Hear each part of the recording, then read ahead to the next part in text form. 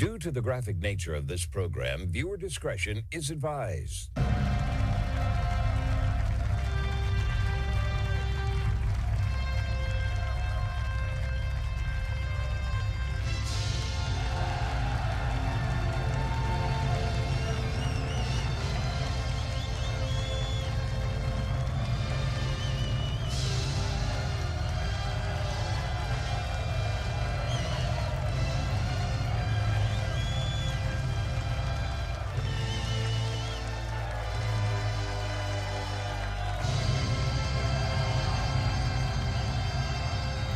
Welcome to the Marco Dre Show, everybody. It is Thursday, October 23rd, 2025. Thank you for tuning in today's show to hear all the relevant groundbreaking news here in America and around the world, the only show where the facts are facts and hard truths thrive. Please don't forget to follow this show and share with whomever needs to hear the truth in order to fulfill our quest to unwoke America, folks. Thank you to those that have been doing that. I appreciate you so much. Got one of the best hours of radio to offer to you, as always, uncensored and ready to go. Great show lined up today. Lots to talk about, lots to discuss. No shortage of chaos in the world around us, folks. But before I do, Schmuck Boomer. Yep, Schmucky Toomer. Old Schmuck Schumer. Charlie Schumer? There he is. Okay, all right. And, of course, his flunkies, the Democratic Party, voted for the 12th time yesterday to stop the GOP attempt to open up our government once again. Never forget they own this shutdown, and it doesn't look like they're budging anytime soon, folks. So get used to that. God knows what will be happening in the near future with that. Has anyone else's lives gotten worse from the government shutdown? I just want to ask that question. Has your life gotten worse since the government shutdown? Yeah, mine either. I didn't think so. Well, the elephant in the room, of course, today, the number one topic I wanted to discuss with everybody, was that President Trump cancels his Budapest meeting with President Putin. Now, why is President Trump canceling this meeting with President Putin set to take place in Budapest? We're told it's supposed to take place soon. Everyone was happy about this. Again, diplomacy is at work. Hopefully we'll get a peace deal out of this and this whole conflict can end. It's completely irrational that President Trump, obviously a man who ran on peace, a man who says that he wants peace, wants a Nobel Peace Prize, would throw away a great opportunity to end this war between Ukraine and Russia, of which we have spent well over $300 billion of our own taxpayer money. How generous each and every one of us are. Now, we know Zelensky and Putin were going to come together for a peace agreement early on in this conflict, about a month into it, in 2022. So why can't we achieve peace now? Why is it so difficult that we can't get two foreign leaders to sit down and say, listen, it's over. Stop this. Ukraine is not going to win, and Russia has taken back the territory which it wants, which is largely ethnic Russian. That's why this whole thing got out of hand. But what we know is that President Trump and Putin spoke for 90 minutes on the phone the other day, where I would assume he would have told, President Putin would have said, listen, we're not going to accept a ceasefire deal under any circumstances, which means, well, Russia stops fighting, of course, NATO allows Ukraine to reload, replenish their arms, and what have you. Think of Zelensky's dream of getting these Tomahawk missiles into Ukraine to use them against Russia. But he always wants more, doesn't he, Zelensky? He always wants more, and yet the end result is always the same. More and more bloodshed, more Ukrainian men dead, and of course, more territory to be taken. The war of attrition, right in front of our eyes. Now, after all, we've seen how this has worked out in the Middle East, right, between Israel and Gaza. The war that has already resumed, no surprise to me. I told you that was going to happen. Now Israel is resuming bombing in central and southern Gaza over the false pretext, of course, that Hamas has attacked them, when in reality they ran over an unexploded ordnance bomb with a bulldozer. But that's all they needed, right, to get us back into this conflict. That, of course, again, we fund their entire military project. So those are our bombs. That's our money being put out there to do all this damage. The bombs are used to hit Iran, Yemen, Syria, Iraq, Lebanon, Gaza. You name it. Oh, don't forget Qatar, too, by the way. Those are all our bombs. Those are all our weapons. And again, President Trump spoke about this in his speech during the Knesset. Remember, he said, hey, I want this bomb, I don't know what this bomb is, but we're going to give him this bomb. Yeah, we fund everything, folks, over there. Every single thing you see, all the destruction you see in Gaza, that's from us. And that shouldn't be unnoticed, I would have to say. Again, this was all known. This so-called unexploded ordnance was known very well by the U.S. intelligence, but what did President Trump do about it? He didn't do anything about it. Nothing. Vice President Vance was in Israel on Tuesday, said that the Middle East is on the cusp of sustainable peace. Well, but don't worry. Netanyahu has assured us that he doesn't want the U.S., doesn't control the U.S. We don't control the state of Israel, of course. And, of course, we know how trustworthy he's been, of course, as always. Now, perhaps Vance's definition of a ceasefire differs from mine, but you know who does?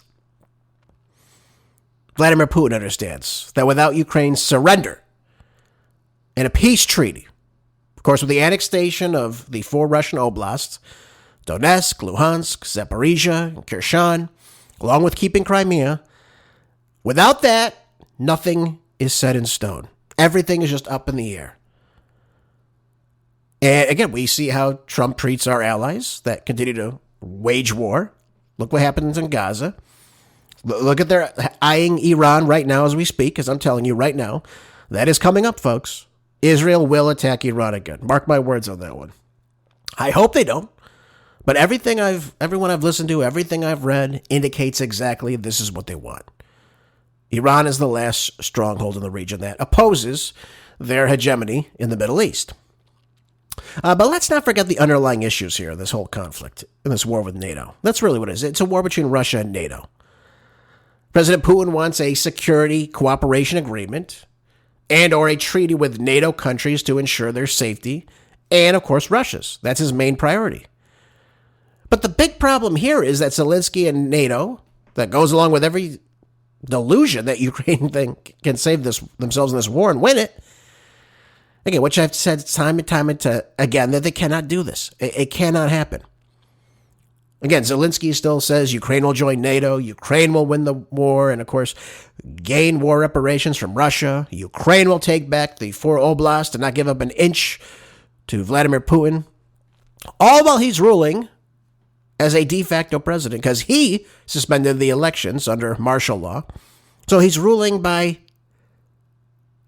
as a tyrant, really, folks. So his reign of terror just continues on, despite the overwhelming support of the Ukrainians to end this war by negotiations and settle this once and for all. President Trump should be able to stop Ukraine's aspirations of joining NATO. He should say, listen, you're not joining NATO. You will stay neutral. We're done giving them arms and aid, of course, and have Vladimir Putin, Vladimir Zelensky meet and propose a peace proposal. That's all he should be doing right now. No more weapons, no more wars. Continuing on, that's not what we should be talking about right now. But again, Zelensky has held Ukraine hostage by prolonging this war, and of course, NATO catering to him as always. And again, he allows Russia to take more of Ukraine. And Putin's fine with it. Lavrov is fine with it. They don't mind. They're winning. They're kicking their butts. I mean, that's really the sad thing. You've heard, obviously, on the news, the opposite. Look at all the casualties Russia has. Look at this. Look how Russia's holding them back. It's amazing. No, and, we could say, obviously, the Ukrainians are fighting with honor and dignity. No one's denying that. But they are certainly not winning this conflict, and they never have deterred Russia at any point of this war. Now, sadly, if the U.S. sends Tomahawk missiles to Ukraine to give to NATO to Ukraine, because I guess that's the way we're doing it now, our boys are going to have to be on the ground, which, again, inching the United States and NATO that much closer to a wider war. That's what it's going to come down to. I don't really know who is advising President Trump on this move to avoid diplomacy. Perhaps it's the warhawks and the neocons have been whispering in his ear, telling him only what to do what he wants. We know that the Adelson protege, Marco Rubio, given to us by the Adelsons, had a constructive phone call with Foreign Minister Sergei Lavrov. What happened to that? Now we have nothing. Where are the negotiators in this administration? Why can't we figure this out? Where is the art of the deal? Well, it's disappointing to say at the very least, folks, I'd have to say. Prime Minister Netanyahu doesn't honor his ceasefire for a day. And what has President Trump done about it? Nothing. So why would President Putin believe that Ukraine will hold their end of the bargain to a ceasefire And what will happen to them if they violate it and begin attacking Russia again? Now, I can't read Putin's mind, but he sees how the U.S. allies get away with everything under this administration. Putin has seen what has happened in Iran, in Lebanon, Iraq, Syria, Qatar, Gaza, Yemen. All carte blanche for Israel to do whatever they want, despite many, many different ceasefires. And the U.S. has never held them accountable for it. So again, why would he think something's different? Why would he think that the United States is trustworthy in this? Obviously, this has got to be in the back of his mind. So again, it doesn't shock me that he said, no, listen, we're not doing a ceasefire and calling off on that. We're not going to understand this. A ceasefire is simply a pause. That's all it is. A ceasefire is a pause in conflict. Putin doesn't want that. He wants an end to the conflict. With what I told you, he wants a security cooperation agreement between NATO and Russia. This is what he wants. And President Trump, of all people, should know that Putin is won this war. It sounds like he's coming around to it, that he understands that Ukraine can't win this. And believe you me, they cannot. And they will not. So why are we continuing on with this? Why are we avoiding the inevitable? So we can what? Make more money for the military security industrial complex? It's unbelievable. Yeah, there's no glory in any of this, folks, by the way. So again, I was very sad to see this yesterday after the show ended. I couldn't believe my eyes, couldn't believe my ears what I was listening to. I said, why are we moving away from peace? Why are we moving away from peace? I don't understand this. Antiwar.com has a great article up, and it says that the U.S. adds sanctions now on Russian oil companies and demands an end to the Ukraine war. This is not going to work, folks. This is simply not going to work. I've told you this before. We cannot strong-arm Putin out of this. It's just simply not going to work. But nevertheless, the U.S. Treasury Department on Wednesday announced sanctions now targeting Russian oil companies and demanded that Moscow end its war in Ukraine, marking the first U.S. sanctions targeting Moscow over the conflict of this Trump administration. I thought this war was supposed to be over in a day. The Gaza war was supposed to be done by the time he took office, President Trump. Why are we 10 months later still going over this? The sanctions now are targeting Russia's two largest oil companies, Rosneft and Lukoil, and many of their subsidies but the measures will likely have little impact on Moscow's decision-making related to these war efforts. And of course, its oil industry has been heavily under Western sanctions for years. So what's going to change here? I'll tell you what, nothing is going to change here. Now, in a statement on the sanctions, U.S. Treasury Secretary Scott Bessent threatened further sanctions. Now it's time to stop the killing and for an immediate ceasefire. Why can't they understand this?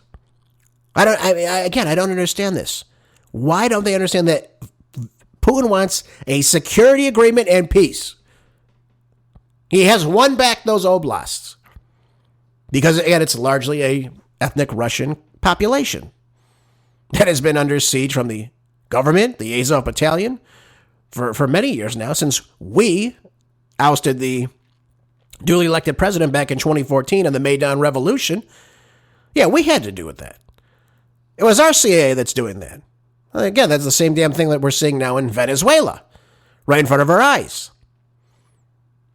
But here we go. It says, given President Putin's refusal to end the senseless war, Treasury is now sanctioning Russia's two largest oil companies which fund the Kremlin's war machine. Treasury is now prepared to take further action if necessary to support President Trump's effort to end yet another war. Ah, yes, yet another war. We encourage our allies to join us and adhere to these sanctions, what Bessent said. Well, listen, let me just put it to you this way. Understand this. The BRICS nations, their global GDP, their entire network of wealth equates to something like 43 to 44% of the world's GDP. Guess what the United States is? Only 23. So, again, if we think we're going to push all these countries, and by the way, there's other nations that would like to join in as well. But that network is growing. I discussed with you recently how Russia is paying. Oh, excuse me. I'm sorry. It was China that's paying for Russian oil in the yuan. Yep. Moving away from the U.S. dollar. Again, another blow to the dollar, another blow to the United States economy. Why are we not promoting peace? Why are we looking for just a ceasefire? I don't understand this. Why can't they get it through their heads? There is no way Ukraine is winning this. You can throw all the damn money, all the missiles you want at this group. They cannot defeat Russia. And I don't know why we're so hell-bent on defeating Russia in the first place. Oh, I know, you hear in the news media all the time, Putin's a thug, he's a dictator. We hear all this about Donald Trump day in day out. You'd figure that the Republicans would figure this out by now. But he's surrounded by the war hawks, the neocons that love war. This is what they want. Now, on Tuesday, Foreign Minister Sergei Lavrov pushed back against the calls in the U.S. for an immediate ceasefire in Ukraine, reaffirming Moscow's position that it wants a peace deal before a truce. President Trump has reportedly told Ukrainian President Vladimir Zelensky to accept Russia's terms for an agreement, which includes Ukraine ceding the Donbass. But there's no sign he's putting real pressure on Ukraine to do so. Well, no kidding. Again, why did he throw away such a great opportunity? This is the second time now. He could have had an amazing peace deal with Iran. That got destroyed by Israel when they attacked them in that 12-day war. And then we ended up bombing them too. Now we could have had this. Donald Trump could have been a focal point in these peace negotiations between the two countries and given us lasting peace. He could have stopped two different wars. And yet we're continuing on. And now trying to apply sanctions, thinking that it's going to stop Russia from, again, continuing its fight to free its people that live in Ukraine. It's not going to happen. And again, they're telling us it's not going to happen. So, folks, I wish I had better news to give to you today. Again, moving away from peace, continuing the war, talking about sending Tomahawk missiles, not speaking to the other side. What could hurt even from just speaking to the other side? Even if he says something you don't like, at least you're in communication. At least you have some sort of diplomacy, a relationship. We're completely moving away from this, and it's really ridiculous, I'd have to say. Almost as ridiculous as our national debt surpassing $38 trillion, and the milestone for the first time in U.S. history, spending surges. That's another problem with our country. We spend. Look how much money we've spent on these foreign wars, to the tune of trillions and trillions and trillions of dollars. This is the New York Post, says that the United States national debt now surpassed another historic milestone as it topped $38 trillion for the first time this week as the federal government continues to rack up debt at a record-setting pace. Yep. The $38 trillion milestone comes a little over 2 months after the United States debt reached $37 trillion for the first time in mid-August, and less than a year after the $36 trillion threshold was breached last December. So we're spending like drunken communists. Well, maybe that's why Mamdani has so much momentum in this race in New York City. God only knows. But look, we spend more than we take in. We don't balance our budgets. We print out money. We send it abroad to, again, foreign nations in the term in the concept of federal aid. Again, if you're in debt, why are you giving aid money to other nations? Why are you doing that? No, we're putting on sanctions here. We're putting on sanctions there. We're going to war here. We're funding this war. We're funding that war. We're bombing this country. We're focused on Venezuela, which poses zero national security risk to us. I don't understand this. We need to cut spending. We needed to cut spending decades ago. But how do we get ourselves out of this? $38 trillion in debt almost? On its way up, by the way. Not a good thing, folks. Not by a long shot. Now, America's debt has rapidly grown over the last decade as the population ages and enrollment in Social Security and Medicaid rises. So again, the money that people paid into the system, so when they retire, it's there for them, is not there. Because the government steals it, of course, and gives it to their crony friends. Think of the military-industrial complex. Think of foreign nations that we give every damn thing to. Another key driver, too, of this surging debt is the interest expenses that are incurred from servicing the federal debt, which have swelled due to higher interest rates put in place to curb inflation, as well as the growth in the debt itself. Again, look back to what Biden did during his tenure. We had the American Rescue Act. Yep, remember that? Trillions of dollars there. You had the Inflation Reduction Act. Trillions of dollars there. The Build Back Better Act. What got built back better? Nothing. Nothing got built back. It got worse. Very small job growth, very low GDP growth. We had lots of stagflation. I would go even a step further and say we had lots of dragflation. Levels of high inflation and low economic output. Look at our supply chains went down. Now people say, well, Biden came in during COVID. Listen, when Biden came in, the economy was already back. It already recovered by October of 2020. Most of you probably don't know that. Now, again, this is despite even states like mine at the time, California, were under Gavin Newsom's reign of terror where he kept the government shut down. Closing down ports, closing down the beaches, of course, arresting people for going to the beach because they're afraid of breathing air. That was okay. And then, of course, you had the George Floyd riots. You had over, $2 billion of damage there, destroying parts of many states' metropolitan areas, burning it down to the ground, which prompted Tim Walz around. I think it was his wife, too. She says she loves to wake up in the morning and smelling burning rubber. These are your leaders, folks. These are your leaders telling you this. Makes you sick to your stomach, doesn't it? You know, earlier in the program, I said to you, whose life is affected by this government shutdown? And most people are thinking, well, my life has gone pretty much how it always goes. Doesn't really change, doesn't matter.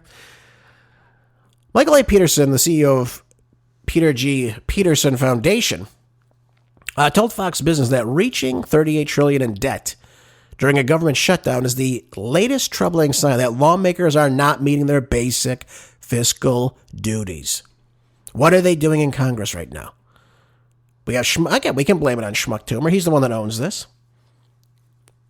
Him and the Democrats refuse to, again, accept this continuing resolution to keep the government funded. But he added that it seems like we're adding debt faster than ever because we are. We passed $37 trillion just 2 months ago, and the pace that we're on is twice as fast as the rate of growth since 2000. Now, Peterson also added that the cost of servicing the national debt are rising as they cost the U.S. about $4 trillion over the last decade. That's all just in interest, by the way, and are estimated at $14 trillion in the next 10 years. Adding that interest costs crowd out important public and private investments in our future, harming the economy for every American. Where is Congress? They're holding up Congress so they can give what? Money to NPR? PBS? Illegal aliens? Never heard of anything so stupid in my entire life. Oh, and then we also have our spending problems. We have the federal government running a roughly $1.8 trillion budget deficit in its latest fiscal year, which ended in September of this year. And again, projected to rise in spending on entitlement programs. And of course, the debt interest is expected now to push the deficits even higher in the years ahead.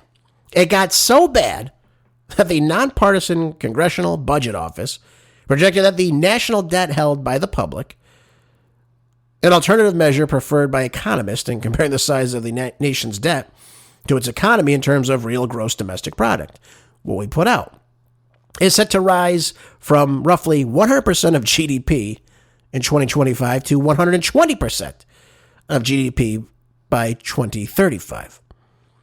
Now, again, in this time frame, the annual budget deficits are expected to rise to about $2.6 trillion in 2035. With total deficits over the next decade adding $22.7 trillion to the national debt. There's a chart here that Fox Business has up. And, you look in the mid-90s, right about the time that Bill Clinton was hollowing out America with NAFTA and all that nonsense, bringing China to the, World Trade Organization and what have you. Again, outsourcing our best jobs. It took place, a little before that, but it started to take effect, really, in the mid-90s. And what you see as a result, you see the line going from just under $5 trillion, about 93 is what it's showing right here. And it kind of stays steady, goes a little over $5 trillion, 2000, 2001. And then you see it slowly upticking around 2004. And it upticks a little bit, gets, doubles in size by 2010. And then it just skyrockets. Every 5 years, you're hitting $5 trillion. I mean, just up and up and up. And now we're on this upward trajectory. There were, $38 trillion in debt? How do we get away from this, folks? How do we get out of this? How does a country pay this off? We have this level of federal spending that, again, that's projected well above any historic average. And again, the historic average is 21.1% of GDP over the last 50 years. We're totally out of control here. Absolutely out of control with this spending. And we always have money for war. I always tell you that. They always have money for war. They never seem not to find it. It's always there. Whatever these countries want, they get. Right? Oh, we need to spend $20 billion in a currency swap in Argentina. And we got to let them bring in their beef, too, by the way. Oh, they're not buying any of ours, but don't worry about it. It goes on and on and on again. Now, the answer, again, we have to get our Fed under control. That's the biggest problem. We are printing fiat currency, charging interest when we print it out. That's a big problem. Major problem, actually, I would have to say about that. But where is Congress? Congress is supposed to be in charge of the purse of the federal government. How the hell have we allowed them to spend us $38 trillion in debt? And yet they get elected year after year after year. I think when George Bush came in office, he was the U.S. national debt was $5.81 trillion, if I remember correctly. It's before the war on terror took place. And the trillions we spent on that, of course, continue to spend on it. But nobody's coming to save us. This is all on us. And again, if we think we're just going to get out of this by just reducing spending, we're wrong. We've got to reel in the Fed, or at least break the Fed up. I don't know. If we end the Fed, if we stop, printing debt-free currency, start printing debt-free currency, we can get ourselves out of this. But what president has the balls to do that? I think probably none. And never forget that the Fed is a private institution as well. So you have that problem as well. But what you're seeing now from many people, it's getting more and more difficult to purchase the basics, to buy the basics. You're seeing people deciding if they're going to eat or pay bills. This is not good. And inflation only begins in one spot, and that is the halls of Congress. And, of course, in the Federal Reserve. They're the ones who print out the currency. And again, Congress is supposed to be setting the prices for all these goods. And then again, we just gave it over to the Fed, and we are in the position we're in now, since 1913. How does this end, folks? I can tell you it's probably not going to end very well. I told you before, and I'll say it again, as the dollar starts to fall, and it's falling right now, your best investment is in precious metals, particularly gold. Gold, silver, precious metals like that, that's what you want to look into. Because when all else fails, when the dollar fails, when anything else fails, gold is still there. And it's been there for thousands of years. So, while people are, putting money in Bitcoin, which again, I don't really know what the hell that's going to get you. But gold is a solid investment. And I'm not telling you economic or financial advice on what to do. You do whatever the hell you want. But I'm saying look into making investments in gold. Just thought I'd share that with you as well. One more thing about the economy. This is in the Wall Street Journal. Thanks to the sanctions now that we're putting on Russia, look at this. Energy prices rose after President Trump introduced substantially new sanctions on Russia's two biggest oil companies. Wonderful, right? We got Brent crude futures now surging more than 5%, while European natural gas prices are also climbing at the same time. Shares in oil companies such as Exxon, Mobil, BP, and Shell have gained. However, the sanctions on Lukoil and Rosneft are meant to show Trump's patience with Russia is wearing thin, and he looks for ways to pressure Vladimir Putin to a Ukrainian peace deal. Well, we know he doesn't want a peace deal. He wants a ceasefire deal, which is a pause, which Russia is not interested in. Yep, the EU now approved the new sanctions package, and that they will ban imports of Russia liquefied natural gas starting next year. So now they're going to try to hold Russia accountable. But as I told you before, it's probably not going to work.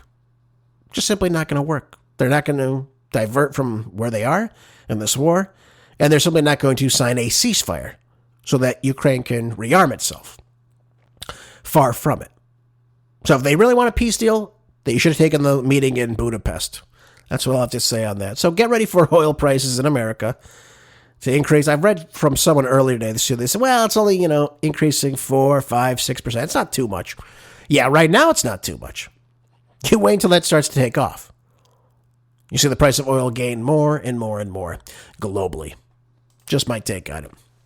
All right, folks, moving on. The Associated Press says that Vance calls Israel's parliament vote on the West Bank annexation an insult.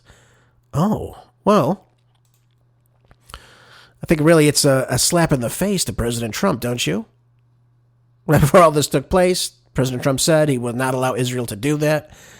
And then the Knesset takes a vote, largely the opposition party from Benjamin Netanyahu's Likud party, and they pass it with a 25-24 vote. However, they're saying it's unlikely to pass multiple rounds of voting to become law or win a majority in the 120-seat parliament. Netanyahu is opposed to it, which, again, I don't think he's actually opposed to it, but has said also that he has tools to delay or defeat it. So I don't think he's going to take it on Trump's watch, but he definitely wants the West Bank. They've wanted the West Bank. Again, it's a military zone. I mean, it's a militarized zone. And again, it's just run by the IDF. That's really what it comes down to. But before departing Israel, Vance also unveiled new details about the U.S. plans for Gaza, saying that he expected reconstruction to begin sometime soon in a Hamas-free area of the territory. But he warned that rebuilding the territory after a devastating 2 years of war could take years. Well, of course, everything's in ruins. Everything is in complete and utter ruins. He said there is hope to rebuild Rafah over the next 2 to 3 years, and theoretically you can have 500,000 people live there. Yeah, I don't know, folks. We still see the war going on. So when the hell is this going to take place? While they're flinging missiles into central and southern Gaza? Who the hell is going to want to work in that? Nobody. Nobody, of course not. Yep, but you now have the Israeli parliament now. This vote has now stirred up this widespread condemnation over with a dozen different countries in the region, particularly the Muslim states, of course. Egypt, Qatar, Saudi Arabia, rebuking it in a joint statement saying that the Israeli settlements in the West Bank are a violation of international law. And Netanyahu's office said in a statement that the vote on the annexation was a deliberately political provocation by the opposition to sow discord. Oh, okay. So you don't want that area? Okay. Something tells me that's not true. Just a hunch on that. I want to play you a clip of this woman that was speaking to Joe Rogan, and I try to cut it in a place where she's not using profanity as best I could. But she talks about a time where she's a journalist. Her name's Abby Martin, and she went into the West Bank, and she described what she had seen there. And I'm going to play you just a little bit of what she had to say about it, just to illustrate to you really what a chaotic zone it is and how probably terrifying it is for the Palestinians, the Arabs that live in this region. So it's like no man's land. Anything goes. Except anything that doesn't go for them, of course. That's the way it works. Take a listen to her. The West Bank is no joke. I thought that I was going to die several times. We were at this checkpoint going through Calandia, and there was this old man walking, like clearly drunk or something, and kind of like walking a little bit toward the checkpoint. They started shooting at him. Bullets are ricocheting off the thing. And my partner Mike, who was an invading soldier of Iraq, was just like, we're going to die. Like, they're shooting this guy. There's bullets ricocheting. It was absolutely insane. And as we go through the checkpoint, the soldier's like, hey, stay safe out there. And I was like, yeah, when you guys are arbitrarily shooting people. And the person who was driving us had just told us that a couple months prior to that, some woman, Palestinian woman, because you can't go to Jerusalem. Like, if you're Palestinian, there's like barely any Palestinians who are even allowed to go pray at the most holy site, the Dome of the Rock in Jerusalem. You can't go to the beach. You're just completely constricted in a prison, and you can't travel. And he was just telling us that months before we went through this checkpoint, someone was going through the checkpoint because they got a permit to go into Jerusalem, which is like a lifetime golden ticket, like Willy Wonka. And they're walking and she just got executed. And then... What? Yeah, she just got executed, and she was bleeding out at this checkpoint, and her little brother tried to help her, and they shot him too. And they're like hiding the video of this. And this is just Okay, so you get a little taste of what life is like in this region. I was watching a social media post, and the Jewish settlers that are coming into this region will simply just take over the land of these people, the Palestinians that live there. And they'll come and they'll start fighting with them. They'll get, people arrested and what have you. It's terrible. It's absolutely terrible. And again, there's no letting up of this. Now, why do I play this to you? Because they definitely are allowing people settlements in both the West Bank, and now they're talking about the settlements for Jewish settlers inside Gaza. They're already openly talking about this. So the idea that they're annexing this region, this is how they're going to do it. Slowly but surely, they put in more Jewish residents into these houses, kicking people out, or just simply building on it. That's how the areas will shift. And of course, Israel will annex more land. So again, I don't know what Trump was thinking about this. We heard Jared Kushner as well, just recently, talking about how he went through Gaza. And he was shocked about what he saw. Take a listen. Before the hostages actually come out, you decide to go to Gaza. Mm-hmm.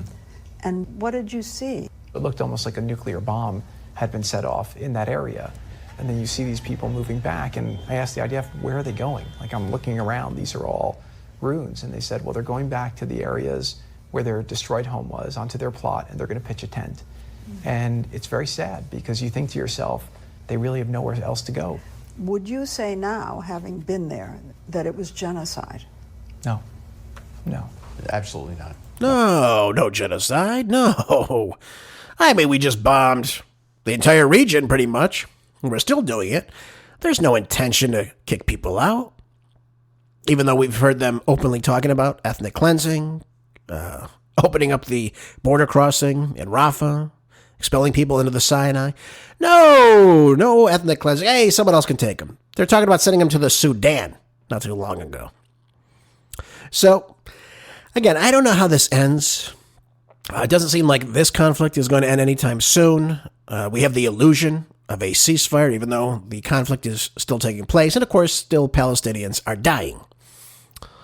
So while I can appreciate J.D. Vance and possibly President Trump have miffed over these statements about the annexation, it really doesn't hold too much with me. Because I never expected this to stand. We have the Palestinians seek the West Bank, the Gaza Strip, again, captured by Israel in the 1967 Mideast War. And again, you have the Israeli annexation of the West Bank would really bury hopes for any type of two-state solution, because where are they going to put this land at? You think Israel's going to give up land? Nothing's going to come from that. Nothing's going to come from that. They're not going to allow that to happen. They've already openly said they're not going to allow that to happen. So they're already speaking about violating the terms in this so-called ceasefire. Which, again, I told you, a ceasefire, just think about a pause. Think about a break in the war. Doesn't stop anything. Sadly enough. Again, I'm glad the hostages have returned on both sides. Obviously, there's still many Palestinians to be returned. But again, you didn't see any of the Palestinians getting released. Then, of course, you saw footage of some. And they look horrific. Absolutely horrific. The way they're tied, the way they've been treated. It's horrible. Horrible on both sides. But there was a definite reason why they didn't let you see the Palestinians. And that's all I've got to say on that, folks. So the wars continue on. No sign of peace for anything. And again, it's sad to me. It really is sad to see all this taking place right in front of our eyes. And again, nothing seems to be done about it. Nobody seems to notice. Nobody seems to care. And then time goes on. It gets worse. It gets more out of control.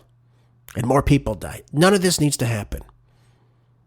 And as the United States, which should be a beacon of light in the world, we should be pushing and holding people accountable for this type of peace.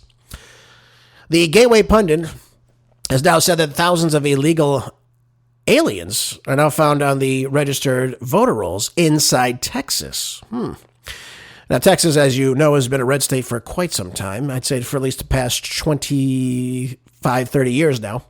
It's been a very consistently red state. But it's one of these things that we're told never happens, right? And again, it happens yet again. Thousands of illegal migrants, I call them illegal aliens, of course, that's what they are, have been found on voter rolls in the state of Texas as registered voters. Now, all things considered, the country should clearly consider itself lucky that the left has not been able to flip Texas blue, a thing that the Democrats have now been trying to do for years. This is why voter ID continues to be such an important issue. Now, we have a Texas election review that has identified thousands of illegal aliens on the state's voter rolls, is what the Secretary of State Jane Nelson said on Monday. Nelson said that a cross-check of state voter records found that more than 2,700 possible illegal aliens were registered on the voter rolls, leading to an ineligibility review across 254 counties. Now, the data came as a full comparison of Texas's 18 million registered voters against the federal citizenship records and the United States Citizenship and Immigration Services database. So, what does this mean? What are they telling us here? They're telling us that illegals do vote in these elections. And again, we know that 3 out of 4 times they're voting Democrat. This is why they're there. This is why Biden sent people to Texas, to Florida, to LA, to Seattle. They've got to keep the charade going on.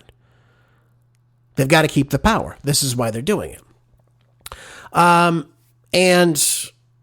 one of the things that, again, is very important to me in this situation, I've talked with you about this before, but obviously the main issue here, understand this, is that we need a national audit in every state. I've been saying this to you for the longest time.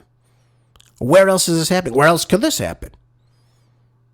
Now, Texas has voter ID laws, too. Imagine the states that have 0 voter ID laws. They don't even show an ID to vote.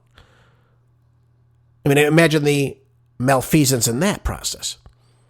Why isn't President Trump, when he definitely knows about it, why is he not going back and auditing the 2020?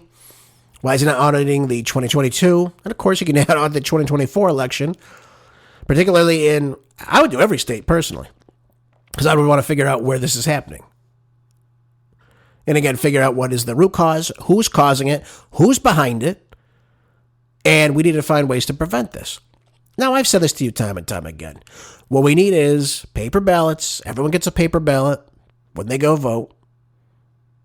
They have a number on the ballot, so they know what number they are. Let's say you go to a precinct, your voter number is 75. Okay, voter number 75. That's you. You check your name off. You sign to it. You show your ID. Boom, it's you. I wouldn't even care if they gave you a fingerprint. I like that idea. Let me put my fingerprint. I'm here. This is me. It matches. Fantastic. I go vote. Voting sheet comes back. They get a voting sheet. I get a copy of everything I voted for. And in that process, I know exactly where I am so I can look online to see how my vote tallies up in my precinct. Now, wouldn't that make more sense? And again, you keep your carbon copy for a certain extended period of time after the election. But this ensures voter integrity. And again, it holds people accountable. So if there's something wrong with my ballot, I say, wait a minute. I'm voter 75, and it's saying I voted for Kamala Harris, not Donald Trump. And I know who I voted for. They say, whoa, okay, well, there's a problem here. So that's how you can prove. You have your ticket. That's how you can prove, hey, listen, I'm looking at my results online. I see exactly the time I cast the ballot, my fingerprint, all that's there. These are how my votes tally into the overall precinct. And you can go in and check your precinct. Oh, my precinct. I don't know. We had 538 people vote for Trump. We had 430 people vote for Kamala Harris. Okay, great. See how it tallies up. Again, you're not giving away names or any type of information, but you know your voter number 75. That would ensure accountability. That would ensure people can go back and challenge things. So if there's a problem, they can say, okay, we need to bring everyone back. Everyone's got to bring their ballot back. We've got to look at this. And that's how we can, again, solve these problems. Why are we not doing forensic audits on all these machines? We know they could be hacked into. I played it to you several times before. Anything that could be connected to the internet can be hacked. And we know that this technology, even long ago, has the opportunity to be hacked. So again, why are we allowing illegal aliens to vote in these elections? This is what they want. And why aren't we doing anything about it? If Trump wants to do something about it, why are we not doing about it? Because he's obviously very cognizant of this. He ought to be. But again, where's President Trump? Where's Congress? Where's the administration? Why are they not pushing for this?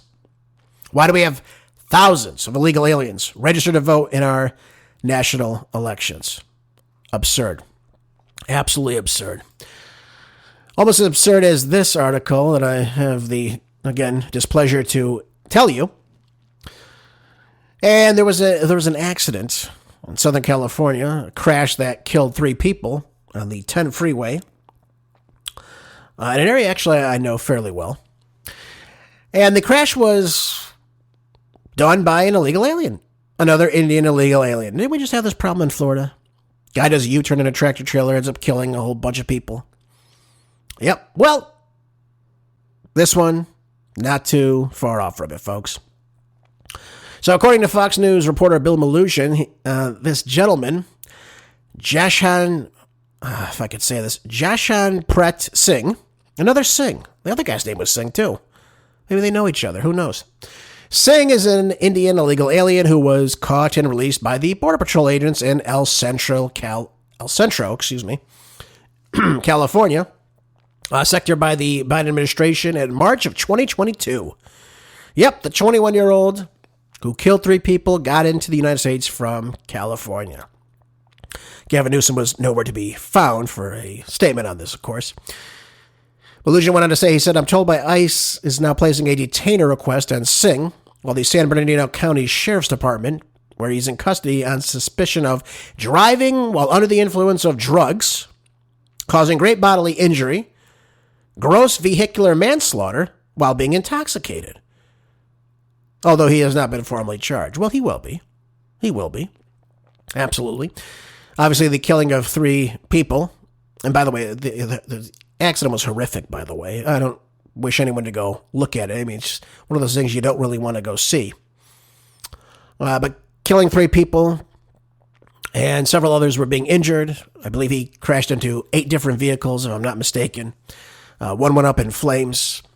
Eyewitnesses said that the collision created a massive fireball after the driver failed to stop as traffic slowed down. Well, he's probably on something, daydreaming. Crashed into, he just totally levels 3 cars right off the bat. And, of course, smashes in the back of another tractor trailer. Well, then before he goes into another one. Doesn't even attempt to slow down. Now, it took over 24 hours from the time of the accident for the California Highway Patrol to release the identity of the driver who caused the fiery crash. But the Gateway Pundit reached out to California Highway Patrol Officer Rodrigo Jimenez, inquiring about the identity of the truck driver who caused the deadly chain reaction car accident on the 10 westbound freeway. And yep, of course, it is another illegal alien. Now, it doesn't say where he got his driver's license in this article, but we know he was an illegal alien, came into California through the El Centro sector in Southern California, the borders with Mexico. Yep, and of course the Biden administration lets him in. Does anyone have any accountability for this? Does anybody really care? In the Democratic Party? Of course they don't. Why the hell would they care? They don't give a damn. It's unbelievable. 21-year-old resident of Yuba. So that means he came to the United States at 18. Somehow he got his commercial driver's license. And now he's killed 3 people, injured several more, destroyed God knows how much money in these vehicles. And we wonder why insurance in California is going up. Sickening. Absolutely sickening. You got to pray for these people, of course, but my God. Oh, look at this. It says here, Tuesday's horrific accident comes as California is under fire for giving commercial driver's license to illegal aliens. There you go. So he probably got it in California, I'm guessing. Yep, I'm sure he did. That's where the other Singh got it from. Yeah, they're both Singhs. Okay, there you go. So, again, how come no one on the government level is being held accountable for this? Why not? Why is Gavin Newsom not being held accountable? Why is Rob Bonta not being held accountable? He is the AG of the state of California. Why are they allowing illegal aliens to have the opportunity to go in and again get commercial driver's license, even a driver's license at all? Which we know, again, puts them in the process. They can register to vote and all that and other nonsense. Kamala Harris, in her tenure as AG, put out over 1 million. Yep, you heard me right. 1 million different illegal aliens got California driver's license. You can't make this stuff up. Now, investigators found that 1 in 4 commercial driver's license issued in the state of California were improperly issued to non-U.S. citizens, including illegal aliens who failed reading tests, were even issued these commercial driver's licenses. That means they can't read the road signs, folks. They don't understand what they mean. Just like the last one.